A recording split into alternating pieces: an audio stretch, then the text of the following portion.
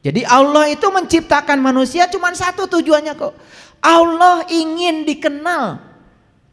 Sampai di hadis qudsi menggunakan kata wa ahbabtu an u'rifa. Habib, ahbab itu rindu. Wa ahbabtu an u'rifa, aku rindu untuk dikenal. Jadi Allah tuh ingin dikenal sebetulnya. Jadi Allah menciptakan tubuh kita tuh hanya ingin dikenal. Kalau sudah dikenal silahkan. Kalian mau menyembah dia dengan cara apa? Itu ekspresi dari rasa syukurmu. Lucu kalian tuh, kenal juga enggak, udah nyembah-nyembah. Lalu yang disembah jadi pikiran dan perasaanmu sendiri. Tapi GR-nya luar biasa. Ya, habis sholat, walaupun mikir kemana-mana, bilangnya nyembah Allah. Padahal di Quran dikatakan aqimis sholata li zikri. Disebut menyembah Allah kalau selama sholat kau mengingat Allah. Kan jelas ayatnya fa'budni wa aqimis sholata li zikri. Sembahlah aku dan dirikanlah sholat untuk mengingat aku. Dikatakan menyembah Allah kalau selama sholat mengingatnya. Lah, yang kamu ingat piring berantakan, cicilan. Tapi habis sholat ngakunya nyembah Allah. Untung aja Allah tuh maha diam, tidak comel. Walaupun kita ngaku begitu, Allah tuh diam aja. Padahal kata Allah, dalam hatinya Allah, dalam hati Allah, kata Allah, kamu sepanjang sholat ngurusi urusanmu, ngakunya nyembah aku, kamu kenal aku juga tidak.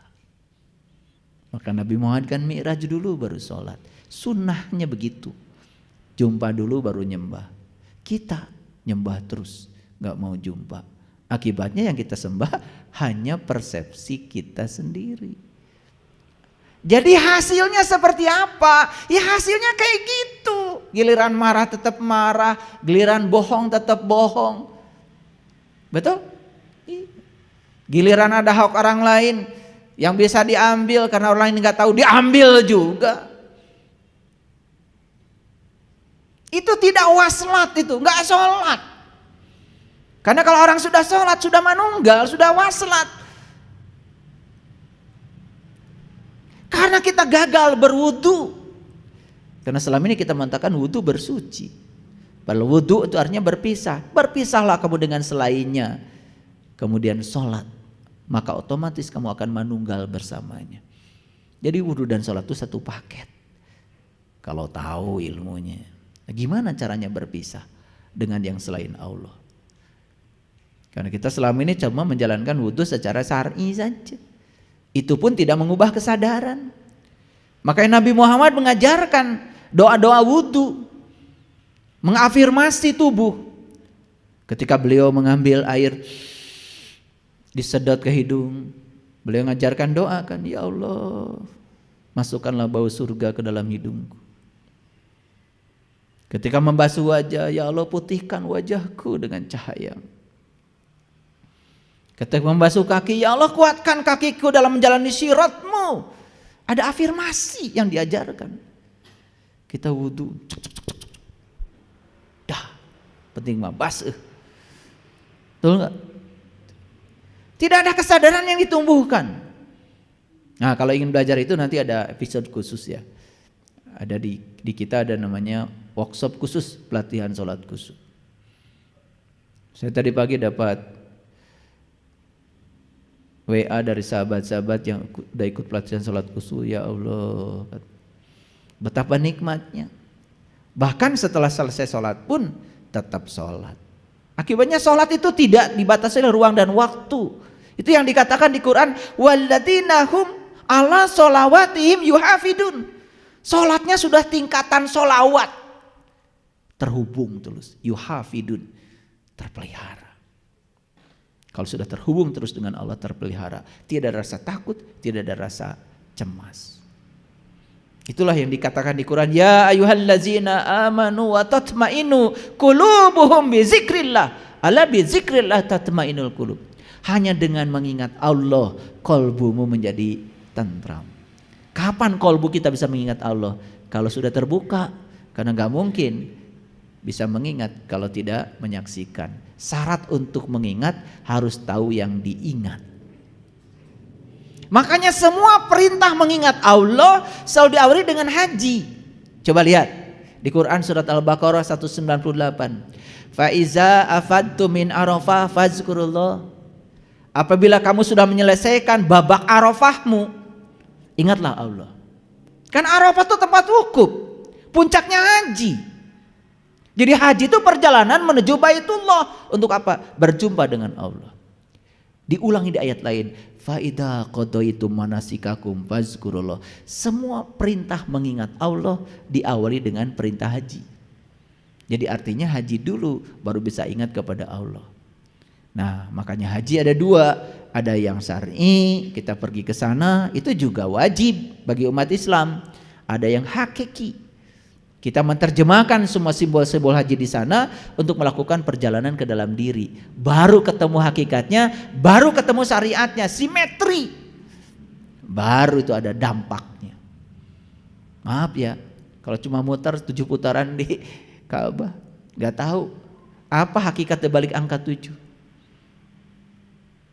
Yang di Ka'bah muter 7 putaran sudah selesai, tapi yang 7 di sini nggak pernah diurus. Nih perhatikan, sumber penderitaan dan sumber kebahagiaan manusia itu cuma yang 7. 1, 2, 3, 4, 5, 6, 7. Ini sumber kebahagiaan, ini juga sumber penderitaan. Harusnya kalau sudah muter di sana, sa'i 7 kali bolak-balik Safa dan Marwah, melempar batu dengan melempar jumroh dengan 7 batu. Harusnya raksa bina yang 7. Tawaf di sini selanjutnya. Tawaf di sana kan cuma beberapa menit saja. Tawaf di sini setiap hari. Tawaf di sini. Udah bisa tawaf di sini. Kalau udah bisa tawaf di sini udah keren. Banyak yang baru bisa tawaf di sono doang. Di sini nggak bisa tawaf. Padahal Allah bilang, aku lebih dekat daripada urat nadi leher. Kalau tawafnya di sini bisa membuktikan ayat bahwa Allah lebih dekat daripada urat leher. Bisa. Itulah pentingnya berguru pada yang tahu. Lanjut dulu. Itu sebabnya saking ingin dikenal, maka Allah itu turun dari martabat yang paling tinggi ke martabat kedua, martabat ketiga, terus sampai martabat yang ketujuh. Makanya semua leluhur kita kalau mengajarkan makrifat pasti mengajarkan 7 martabat alam. Jadi kalau kita belajar kepada Raden Ronggowarsito dalam kitab Serat Wirid Hidayat Jati, itu jelas ya, di situ dijelaskan tentang 7 martabat alam. Jadi martabat yang pertama namanya alamul ahadiyah. Martabat zat yang bersifat la ta'ayun. La ta'ayun artinya disebut juga martabat sepi, karena zat bersifat mutlak tidak dapat dikenal oleh siapapun. Tidak dapat dikenal oleh siapapun. Ini yang disebut dengan martabat alamul ahadiyah.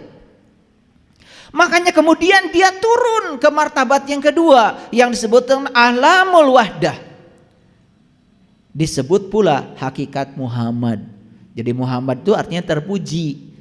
Makanya kita mengenal dalam terminologi Sirur Asror karya Syekh Abdul Qadir Jalini bab 1 itu diceritakan tentang asal mualaf penciptaan alam. Jadi sebelum Allah menciptakan alam semesta yang luar biasa ini, yang pertama beliau ciptakan adalah Nur Muhammad. Nur Muhammad itu cahaya terpuji, ya dia juga.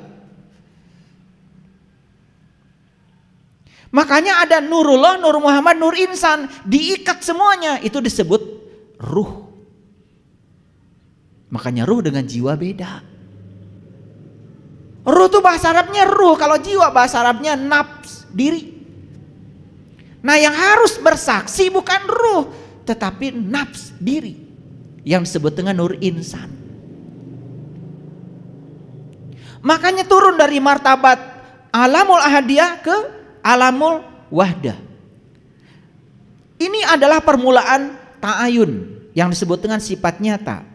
Suatu kesatuan yang belum memiliki pemisah antara satu dengan yang lainnya, Di sini belum ada perbedaan antara ilmu, alim, dan maklum. Ibarat biji, belum ada pemisah antara akar, batang, dan daun. Masih satu kesatuan. Pernah lihat biji? Pernah lihat biji? Biji jagung, biji kedelai, biji. Lihat akar di situ? Belum. Tapi ada nggak akar di situ? Ada. Ada nggak bibit akar di situ? Ada. Lihat daun di situ? Nggak lihat. Tapi ada nggak bibit daun di situ? Ada di situ dahan? Nggak ada. Ada nggak bibit dahan? Nah, kira-kira ini analogi yang kurang tepat sebetulnya. Tetapi daripada sulit, udah saya gambarkan saja. Yang disebut dengan alam kedua itu seperti itulah. Seperti biji, sebetulnya ada akarnya, ada daunnya, tetapi belum kelihatan. Karena belum kelihatan kan belum bisa mengenalkan diri kalau saya akar, belum mengenalkan diri kalau saya daun, belum mengenalkan diri kalau saya pohon, belum bisa mengenalkan diri. Makanya itu saja belum bisa dikenal. Turun lagi ke martabat yang ketiga yang disebut dengan alamul wahidiyah.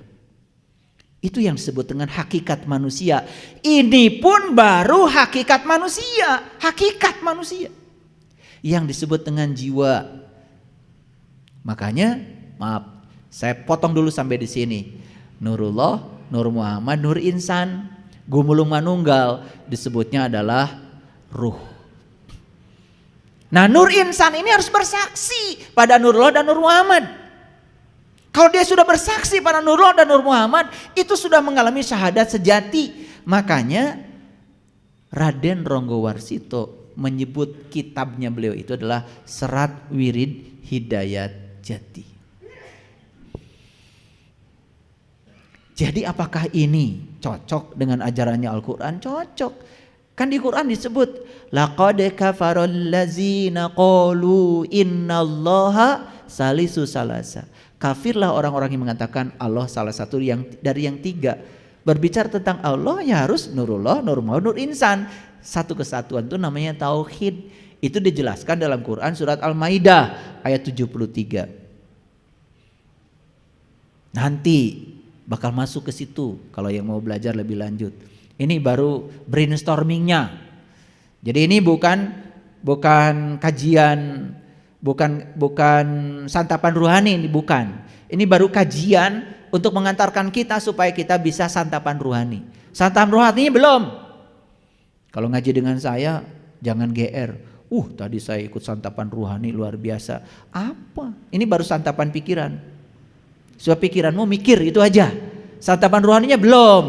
Kalau mikir nanti akan sampai di mana ruhani kita bisa menyantap. Ruh itu jiwa, ruh itu adalah nur, maka makanan ruh adalah nur pula. Makanya mohon maaf, saya menyitir bahasa Injil yang sangat simpel. Allah adalah roh adanya. Dan menyembah Allah harus dengan roh pula. Ya, kalau dalam bahasa Islam kan Allahu nurus samawati wal ard masalu nurihi kamishkatin fiha misbah al misbahu fi jujaja ajujajatu ka'annaha kaukab duriyu yuqadu min sajarati mubarakah zaitunatil la sarkiyah wala gorbiyah walau lam tamsasun nar nurun ala nurin. Harus ketemu dengan nur ala nurin. Harus ketemu misbah. Harus ketemu lampu dalam diri kita. Harus ketemu dengan kaukab, bintang yang berkilauan. Harus ketemu. Kalau sudah ketemu baru caang baranang. Ternyata dalam diri kita itu tidak poek mongkleng buta rajin, caang baranang. Itu namanya menemukan kota terindah dalam diri. Disebut Madinatul Al-Munawwarah. Makanya hijrah dari Mekah ke Madinah itu hijrah dari kampung ke kota. Gitu bahasa Quran. Nah, jadi alam wahidiyah ini disebut dengan hakikat manusia. Wahidiyah adalah kesatuan yang mengandung kejamakan dan merupakan ta'ayun yang kedua. Pada tahap ini setiap bagian telah tampak terpisah-pisah dengan jelas dari ketiga martabat batin itu, ahadiyah, wahdah, wahidiyah, sudah mulai jelas. Nah ini yang disebut dengan Allah, Rasul, dan insan. Itu. Makanya harus taat pada Allah dan Rasulnya. Makanya dalam Quran dikatakan fa iza sawaituhu wa nafakhtu fihi min ruhi faqa'u lahu sajidin. Ketika aku sudah meniupkan ruhku ke dalam tubuh yang sempurna itu, maka hendaklah kamu bersujud.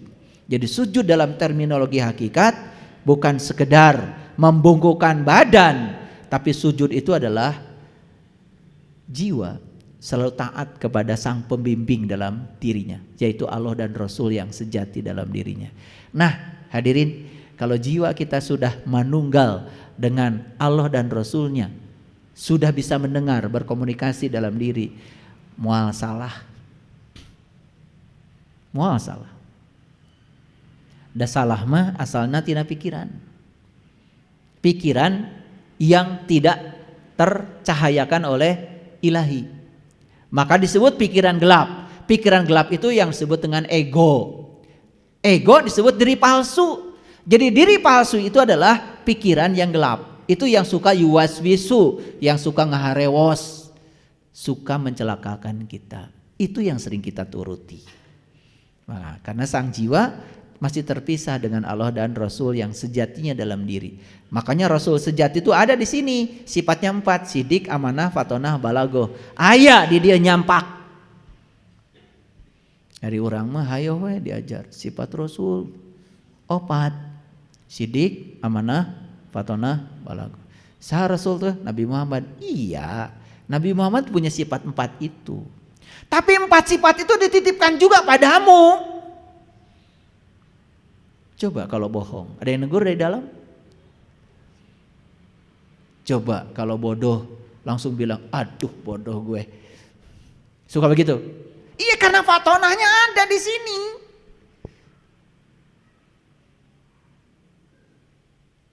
Nyata.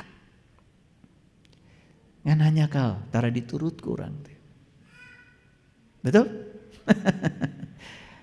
Ya insya Allah. Ya. Jadi ketiga martabat batin ahadiyah, wahdah, wahidiyah yang bersifat kodim dan tetap, dari sinilah akan memunculkan martabat lahir dan merupakan ayan kharijah. Itu yang melahirkan 4 martabat selanjutnya. Makanya dikatakan dalam kitab Lao Tse, Lao Tse itu bahasa Cina, kalau bahasa Arabnya Lut. Makanya ada nabi namanya Nabi Lut. Nabi Muhammad bilang carilah ilmu walaupun ke negeri Cina. Jadi Lao Tse sudah menulis sebuah kitab namanya kitab To Te Ching. Di Cina agamanya namanya agama Tukau.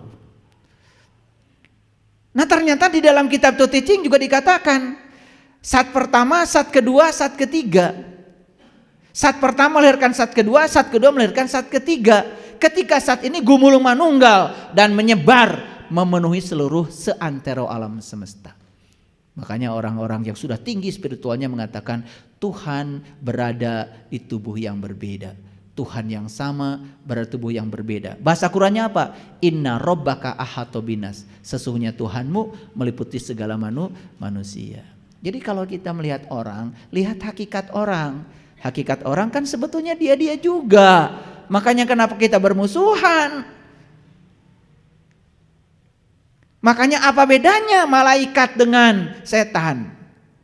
Setan itu melihat Adam cuma melihat Adamnya, luarnya, kulitnya. Karena masih punya penyakit kulit, belum bisa melihat hakikat Adam. Maka disuruh sujud pada alam, gak mau. Malaikat sudah tembus pandang, melihat Adam bukan Adam, melihat hakikat Adam. Maka disuruh sujud, langsung sujud. Jadi tahu bedanya setan dengan malaikat. Setan itu manusia juga yang masih melihat manusia sebagai manusia saja. Tapi yang namanya malaikat juga sifat yang diberikan pada manusia. Dia sudah bisa melihat manusia sebagai hakikat manusia. Orang yang sudah melihat manusia sebagai hakikat manusia tidak akan terjebak. Tidak akan peperangan mual pasea. Dan usok pasea mah setan. Ada setan di ruangan ini? Ya, saya cuma ngabsen aja. Karena saya tidak boleh menceritakan setan di belakang. Berarti saya kan mengumpat setan. Itu namanya durhaka.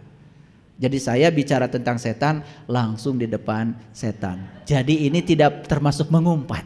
Makanya saya tanya dulu, ada setan di orang ini? Tadi bilang ada katanya. Syukurlah pada ada kan.